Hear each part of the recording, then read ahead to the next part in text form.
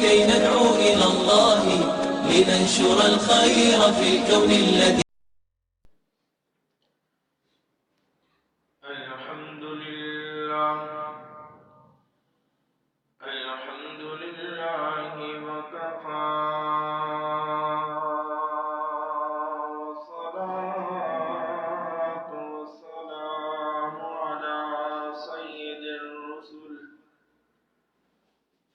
سيد الرسل وخاتم الأنبياء.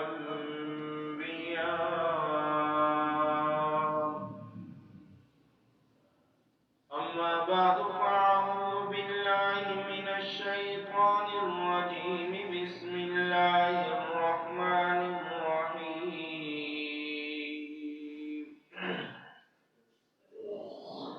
إلا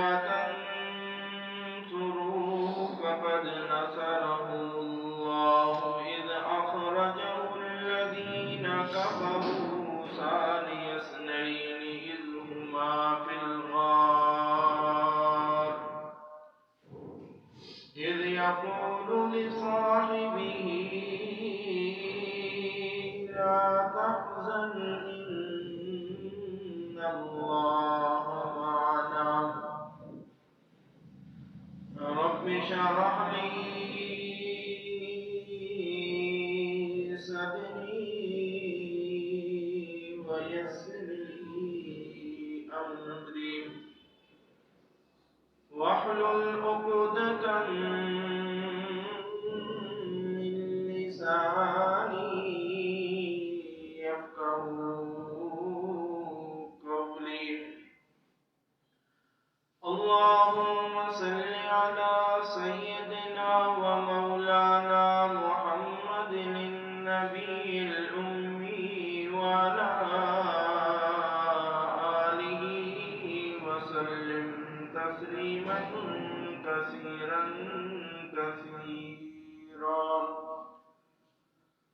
صدق الله مولانا العظيم وصدق رسوله النبي الكريم ونحن على ذلك لمن الشاهدين والشاكرين والحمد لله رب العالمين.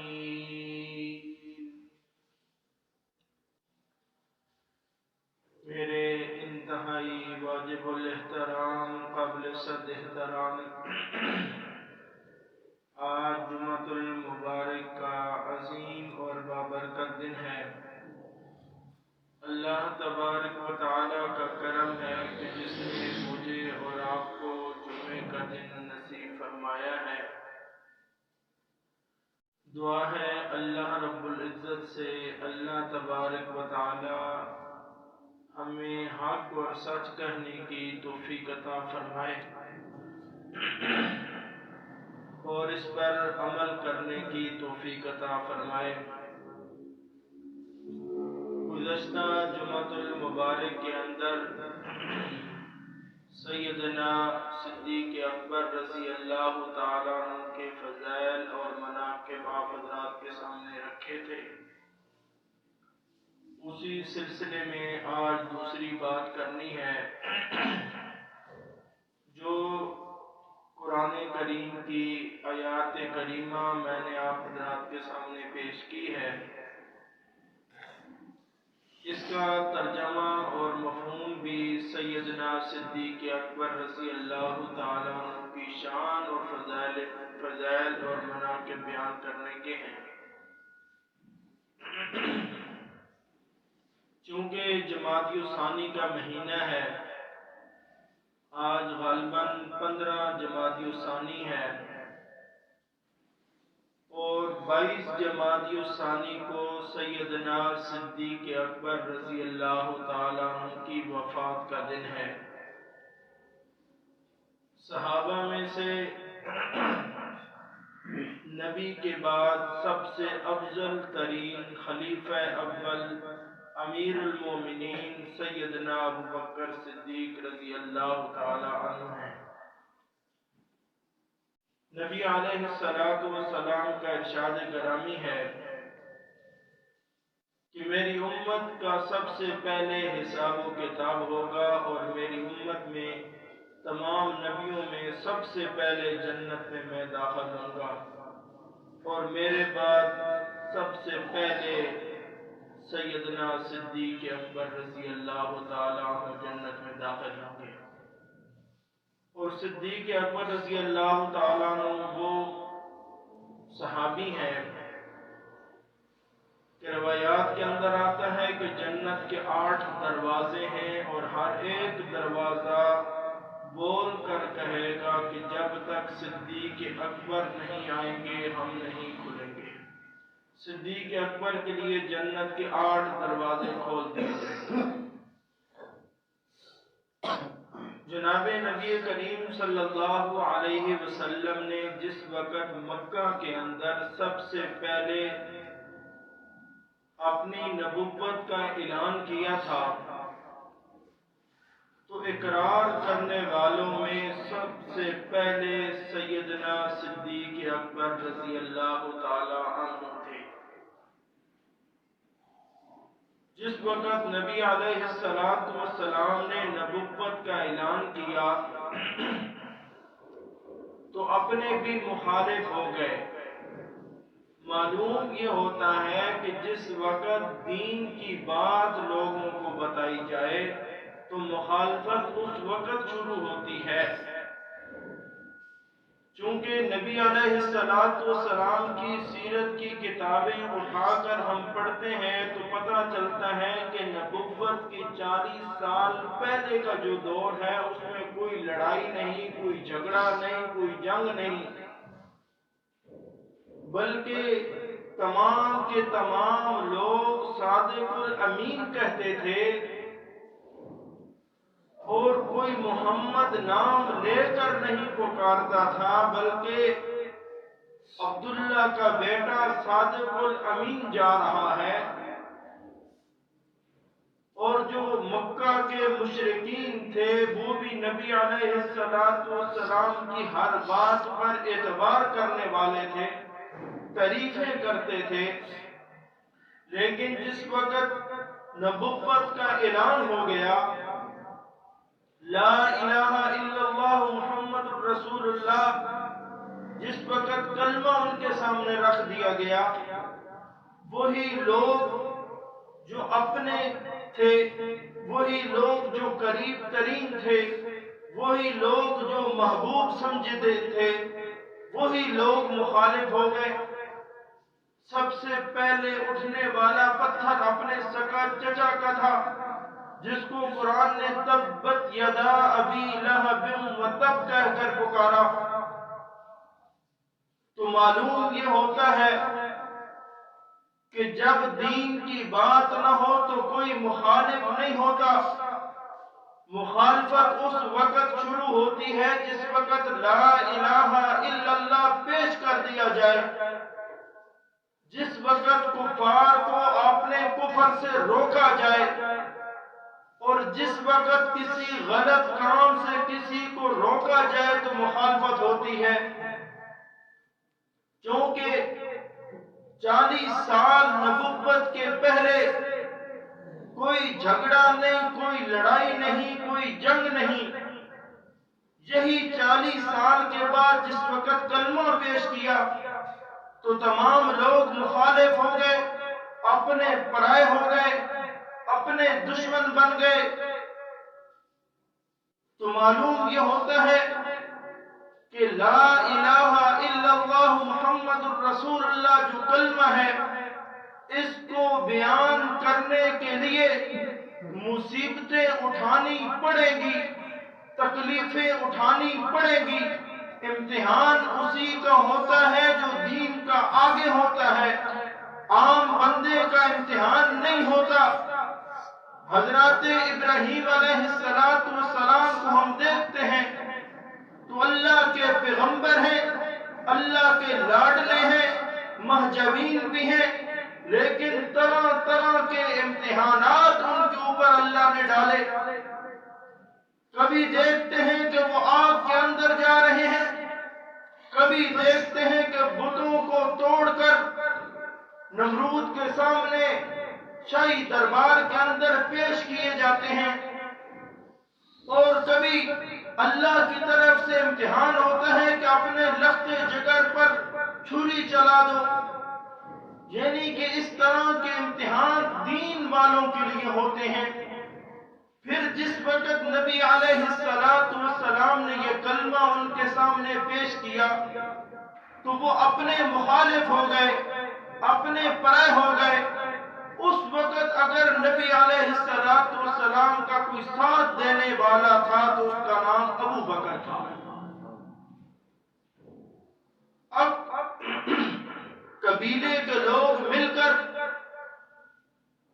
جناب نبی کریم صلی اللہ علیہ وسلم کو مار رہے ہیں، کوئی پتھر مار رہا ہے، کوئی خنجر مار رہا ہے، کوئی تلوار نکال رہا ہے۔ تو سب سے پہلے نبی علیہ السلام کو ان کفار سے بچانے والے سیدنا صدیق اکبر رضی اللہ تعالیٰ عنہ ہیں، اور صدیق اکبر آ کر نبی علیہ السلام کے ساتھ چمٹ گئے، اور جہاں سے کوئی پتھر آتا سب سے پہلے اس کا سامنا صدیق اکبر کرتے، یہاں تک کہ نبی علیہ السلام کو ہٹا دیا گیا۔ ابو بکر صدیق کو مارنا شروع کر دیا، مارتے مارتے بے ہوش ہو گئے سب سے پہلے سیدنا صدیق اکبر رضی اللہ تعالیٰ عنہ۔ اب قافلے والے بھاگ گئے، کہیں ان کے پیچھے رشتہ دار آئیں گے، بدلہ لیں گے، کیونکہ اس وقت قبیلے ہوتے تھے، قومیں ہوتی تھیں، وہ ایک قوم دوسری قوم کی طرف، ایک قبیلہ دوسری قوم سے لڑائی جھگڑے ہوتے تھے۔ سیدنا صدیق اکبر رضی اللہ تعالیٰ عنہ کو اٹھا کر گھر لایا گیا، ماں سرانے کھڑی ہے، کوئی کہہ رہا ہے ختم ہو گیا ہے، کوئی کہہ رہا ہے خون آ رہا ہے، کوئی کہہ رہا ہے ابھی نبض چل رہی ہے، کوئی کہہ رہا ہے کفن دفن کا انتظام کرو، ابو بکر دنیا سے چلا گیا ہے۔ اب تھوڑی دیر کے بعد سیدنا صدیق اکبر کی آنکھ کھلتی ہے، ماں سرانے کھڑی ہے اور دودھ کا ایک پیالہ لیا ہوا ہے۔ اس وقت اگر کوئی بیمار ہوتا تھا یا کسی کو کوئی دکھ پہنچتا تھا تو وہ اس شہد کا کچھ اس کے اندر دودھ کے اندر ڈال کر سیدنا صدیق اکبر کے سامنے پیش کیا گیا۔ صدیق اکبر رضی اللہ تعالیٰ عنہ نے کہا کہ اماں سب سے پہلے مجھے بتاؤ میرے دوست محمد کا کیا حال ہے، جب تک مجھے اپنے محمد رسول اللہ صلی اللہ علیہ وسلم کا پتہ نہیں چلے گا اس وقت تک دودھ نہیں پی سکتا۔ اب ماں سرانے کھڑی ہے، اس وقت ماں نے اسلام نہیں لایا تھا، تو سیدنا صدیق اکبر کے کان میں ماں کہتی ہے کہ ہمیں کیا پتا کہ محمد کا کیا حال ہے، ہم تو اسے جانتے نہیں ہیں، اس کے لیے تجھے مارا گیا ہے، اس کے لیے تجھے پیٹا گیا ہے، پھر تو جب آنکھ کھلی ہے اسی کا نام لیتا ہے۔ تو سیدنا صدیق اکبر رضی اللہ تعالیٰ عنہ نے ماں کو کہا کہ آپ جائیں ہمارے گھر سے 2 گلیاں چھوڑ کر پیچھے جمیل ہوتی ہے، اور جمیل سے پتہ کریں، اس کو پتہ ہوگا نبی علیہ السلام کا کیا حال ہے۔ ماں جاتی ہے، عشاء کا وقت ہے، اندھیرا ہے، جمیل کے پاس جا کر وہ کہتی ہے کہ میرا بیٹا ابو بکر پوچھ رہا ہے کہ محمد رسول اللہ کا کیا حال ہے۔ اب جمیل نے کہا کہ یہ تو اسلام لائی نہیں ہے، اس نے کہا مجھے تو پتہ نہیں محمد رسول اللہ، میں تو نہیں جانتی۔ وہ واپس آ کر ابو بکر صدیق کے پاس آتی ہیں اور آ کر کہتی ہیں کہ وہ تو کہتی ہیں میں نہیں جانتی۔ سیدنا صدیق اکبر کہتے ہیں کہ وہ اس نے پیغمبر کا راز رکھ لیا ہے، اس کو پتہ ہے کہ محمد رسول اللہ کا کیا حال ہے، وہ اس کو جاؤ بلا کر لے آؤ میرے پاس۔ ماں گئی، آخر ماں تو ماں ہوتی ہے، وہ ماں بلا کر لے کر آئی جمیل کو۔ جس وقت جمیل آئی اور سیدنا صدیق اکبر رضی اللہ تعالیٰ عنہ کو کہا کہ محمد رسول اللہ ٹھیک ہے، میرے گھر میں ہے، اور سیدنا صدیق اکبر کا ایک ہاتھ اپنی ماں کے کندھے پہ اور ایک ہاتھ جمیل کے کندھے پہ، اور پاؤں کو گھسیٹتے ہوئے سیدنا صدیق اکبر نبی علیہ السلام کے وہاں پہ گھر میں تشریف لے گئے، اور نبی علیہ السلام نے ابو بکر کو دیکھا کہ آنکھوں سے خون آ رہا ہے، منہ سے خون آ رہا ہے، اور پورا چہرہ خون آلودہ ہے، اور نبی علیہ السلام کی آنکھوں سے آنسو آ گئے کہ اس نے اسلام کے لیے سب سے پہلے مار کھائی ہے، اور نبی علیہ السلام نے ابو بکر صدیق کو تسلی دیتے ہوئے کہا ابو بکر آپ ٹھیک ہو جاؤ گے، اور نبی علیہ السلام کا چہرہ دیکھنے کے بعد سیدنا صدیق اکبر نے کہا آقا جب آپ کا چہرہ دیکھ لیا ہے اب ساری دکھ مصیبتیں دور ہو گئی ہیں۔ اور یہ ہے سیدنا صدیق اکبر رضی اللہ تعالیٰ عنہ۔ اور پھر اللہ نے سیدنا صدیق اکبر رضی اللہ تعالیٰ عنہ کو وہ انعام اور اکرام سے نوازا ہے کہ آج اگر کوئی کہتا ہے کہ سیدنا صدیق اکبر رضی اللہ تعالیٰ عنہ باغ فدق کے غاصب ہیں، نعوذ باللہ علی اعوذ باللہ، ان کو باب فدق کا پتہ ہی نہیں ہے۔ باب فدق میں نے خود اپنی آنکھوں سے وہ باغ دیکھا ہے جس کے بارے میں آج مخالفین کہتے ہیں کہ سیدنا ابوبکر صدیق نے باغ فدق جو ہے وہ حضرت فاطمہ کو نہیں دیا، حالانکہ حضرت فاطمہ رضی اللہ تعالی عنہا جو نبی علیہ السلام کی سب سے چھوٹی بیٹی ہیں، سیدنا صدیق اکبر نے کہا کہ میری بیٹی، کیونکہ ان کی بیٹی کی جگہ پہ تھی، آپ کے لیے سب کچھ قربان ہے، اگر آپ مجھ سے سلطنت چاہتی ہیں میں سلطنت دینے کے لیے تیار ہوں، لیکن نبی علیہ السلام کی زبان سے سنا ہے نبی کی کوئی میراث نہیں ہوتی، نبی کا میراث دین ہوا کرتا ہے۔ اور سیدنا فاطمہ رضی اللہ تعالیٰ عنہ اس بات پر خوش ہو گئی اور واپس آ گئی۔ آج اسی بات پر کہا جاتا ہے حضرت عمر فاروق رضی اللہ تعالیٰ عنہ اللہ نے ان کو جلیل القدر صحابی بنایا ہے، خلیفہ دوم ہیں، وہ بارہا مرتبہ سیدنا عمر فاروق رضی اللہ تعالیٰ عنہ کی کوشش رہی کہ کسی طریقے سے میں نیکی میں ابو بکر سے آگے بڑھ جاؤں، یہ کوشش ہوتی تھی، اور ہماری بھی یہ کوشش ہونی چاہیے۔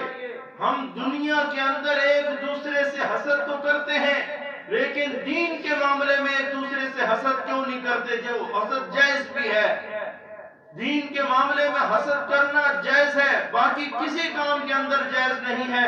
دین کے اندر یہ ہے کہ اگر یہ صدقہ 10 روپے کرتے ہیں تو میں 20 روپے کروں گا، یہ 100 روپے صدقہ کرتے ہیں تو میں 200 روپے صدقہ کروں گا، یہ 2 نفل پڑھتے ہیں تو میں 4 نفل پڑھ کے اس سے نیکی میں آگے گزر جاؤں گا۔ نیکی کے اندر آگے بڑھنے کی کوشش کرو، جس طرح حضرت عمر فاروق رضی اللہ تعالیٰ عنہ کی کوشش رہی کہ ساری زندگی کوشش رہی کہ میں کسی طریقے سے ایک مرتبہ بھی ابو بکر سے آگے بڑھ جاؤں۔ حضرت عمر فاروق فرماتے ہیں کہ میں جب بھی میں نے کوشش کی، جب بھی میں نے کسی نیکی کی کوشش کی، جب بھی آگے نکلنے کی کوشش کی، جب آگے جا کر دیکھا تو مجھ سے پہلے ابو بکر کھڑا ہے۔ سیدنا صدیق اکبر رضی اللہ تعالیٰ عنہ کے نبی علیہ السلام کے بعد 2 سال حکومت رہی ہے، 2 سال کے بعد جس وقت اس دنیا سے چلے گئے اور حضرت عمر فاروق رضی اللہ تعالیٰ عنہ خلیفہ بنے، وہ حکمران بنے، تو وہ آ کر اپنے مشیروں سے پوچھا کہ ابو بکر کیا کیا کام کرتے تھے تاکہ میں اسی طرح کام کروں، کیونکہ حضرت عمر فاروق رضی اللہ تعالیٰ عنہ کی کوشش یہ ہوتی تھی کہ میں ابو بکر کے نقش قدم پر چلوں۔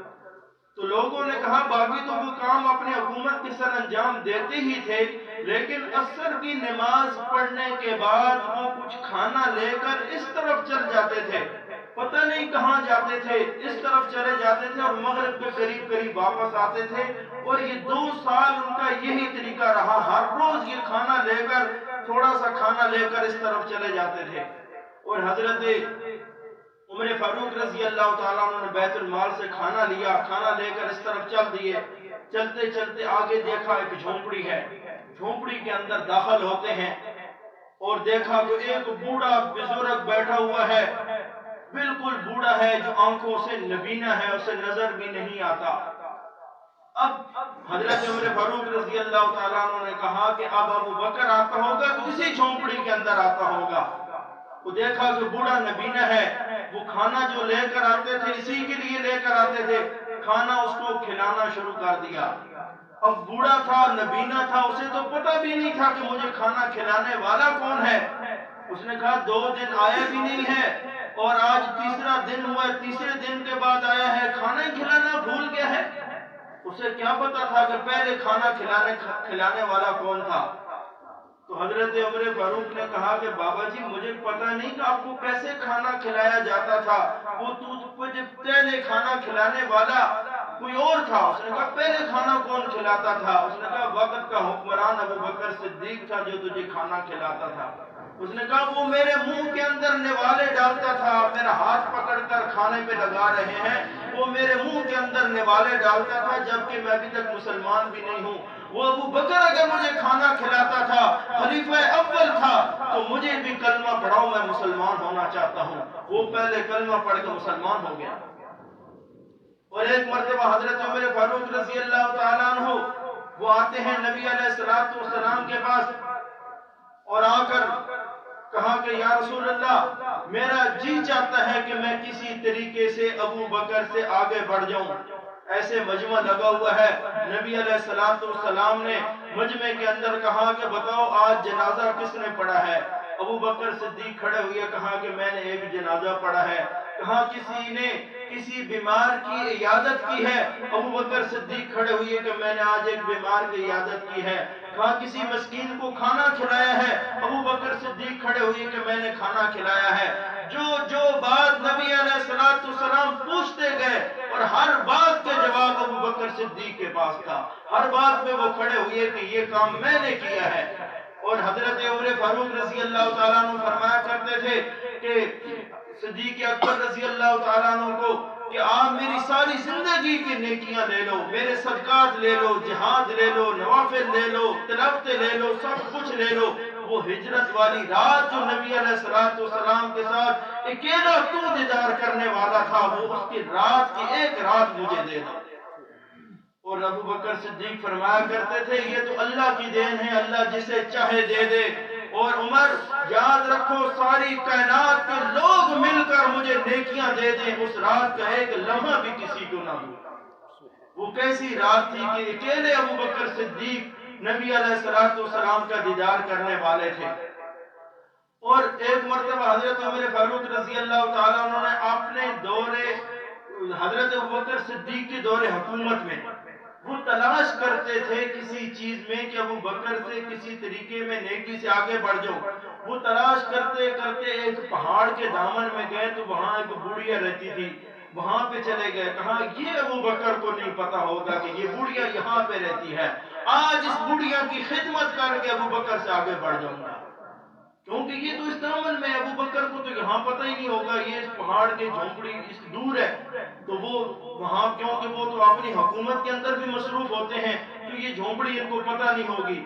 اور حضرت عمر فاروق رضی اللہ تعالیٰ عنہ گئے اس بڑھیا کے پاس، کہا بڑھیا میں خدمت کرنا چاہتا ہوں، صفائی کرنا چاہتا ہوں، کوئی آپ کے لیے کوئی چیز لے کر آنی ہے مجھے بتاؤ، میں خدمت کے لیے حاضر ہوں۔ کہاں آپ سے پہلے کوئی بندہ آیا تھا، وہ صفائی بھی کر گیا ہے، کھانا بھی دے گیا ہے، سب کچھ میرا کام گھر کا کر کے چلا گیا ہے۔ اور حضرت عمر فاروق رضی اللہ تعالیٰ عنہ نے سوچا کہ شاید یہ قریب جو لوگ ہیں ان میں سے کوئی آیا ہوگا۔ دوسرے دن وہ صبح فجر کے ٹائم گئے، اور فجر کے ٹائم جس وقت گئے تو کہا بڑھیا میں آپ کے کوئی خدمت کرنا چاہتا ہوں۔ کہا کہ آپ سے پہلے ایک شخص آیا تھا، وہ ساری صفائی سب کچھ پانی بھر کے دے کر چلا گیا ہے۔ کہا کہ یہ فجر کا ٹائم ہے، فجر کی نماز پڑھ کے آیا ہوں، اس سے پہلے مجھ سے کوئی آیا؟ وہ تیسرے دن وہ تہجد کے ٹائم چلے گئے، صبح تہجد کا وقت ہے، بڑھیا کے گھر جاتے ہیں، کہا کہ میں آپ کے گھر کی کوئی آپ کی خدمت کرنا چاہتا ہوں۔ کہا کہ وہ بندہ آج بھی آیا تھا، صفائی کر گیا ہے اور وہ پانی بھرنے گیا ہوا ہے، وہ چمڑے کا وہ اس کے پاس ہے کیونکہ پانی عرب میں نہیں ہے، دور سے پانی لاتے تھے، وہ پانی بھرنے گیا ہوا ہے۔ حضرت عمر فاروق رضی اللہ تعالیٰ عنہ راستے میں کھڑے ہو گئے کہ آج میں دیکھتا ہوں کہ یہ کون سا شخص ہے۔ تو دیکھا کہ پہاڑ کے دامن سے رات کے اندھیرے میں ایک شخص اتر رہا ہے اور چہرے پہ کپڑا لپیٹا ہوا ہے، وہ اتر رہا ہے۔ جیسے ابو بکر حضرت عمر کے پاس آئے اور حضرت عمر نے پکڑ کر اور چہرے سے کپڑا ہٹایا، دیکھتے ہیں کہ پاؤں کے نیچے سے زمین نکل گئی، وہ وقت کا حکمران ابو بکر ہے جو اس بوڑھیا کے گھر کا پانی اور صفائی دے رہا ہے۔ اس وقت حضرت عمر فاروق رضی اللہ تعالیٰ عنہ نے کہا ابو بکر، اور نبی علیہ السلام نے جو فرما دیا ہے وہ سچ فرما دیا ہے کہ ابو بکر سے آگے نیکی میں کوئی نہیں گزر سکتا۔ یہ ہے وہ ابو بکر صدیق رضی اللہ تعالیٰ عنہ. اور نبی علیہ السلام کے ساتھ بے حد زیادہ محبت ہوتی ہے. انسان کو دنیا کے اندر 3 چیزیں بڑی پیاری ہوتی ہیں. 3 چیزیں سب سے زیادہ انسان کا جو دنیا میں آتا ہے، کوئی بھی انسان ہے تو اس کو 3 چیزوں سے بڑی محبت ہوتی ہے. سب سے پہلے اس کو اپنی جان سے محبت ہوتی ہے، اپنی جان بچانے کی کوشش کرتا ہے اور اپنی جان سے محبت ہوتی ہے. دوسرے نمبر پہ اس کی اولاد، اس کی اہل و عیال، اس سے محبت ہوتی ہے. تیسرے نمبر پہ انسان کا مال ہے جس سے محبت ہوتی ہے، اپنے مال بچانے کی کوشش کرتا ہے. یہ 3 چیزیں دنیا میں ہیں جن سے انسان سے محبت ہوتی ہے.